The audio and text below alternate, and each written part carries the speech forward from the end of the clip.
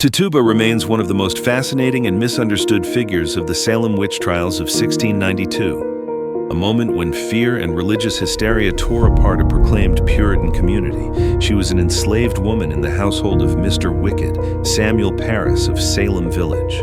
Most historians believe she was of indigenous Caribbean origin, possibly Arawak or South American. She was brought from Barbados to Massachusetts. Others note that some accounts described her as also African. Regardless, her presence in Salem was the direct result of the transatlantic systems of slavery that bound together New England, the Caribbean, and Africa. When young girls in Parris's household began suffering fits, convulsions, and strange visions, suspicion turned toward Tituba. Under intense pressure and brutal interrogation, she confessed to practicing witchcraft. But her confession was not one of simple guilt.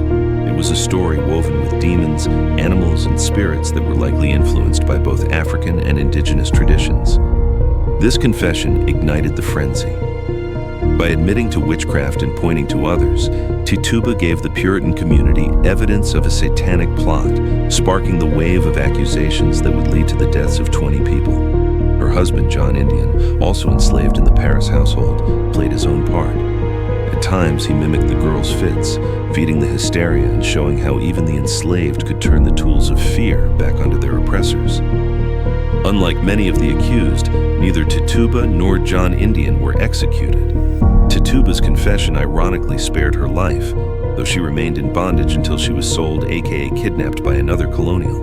The story of Tituba and John Indian reminds us that enslaved people were heavily feared in colonial New England. They were central, shaping events that revealed both the hypocrisy and the terror of Puritan society. Tituba, the so-called witch from the Caribbean, stands as an example of how African and indigenous spirituality haunted the very heart of America's beginnings. This event and many others led to the wicked belief that indigenous identities and religion should be erased, and all colored populations should be enslaved or assimilated into their immoral system.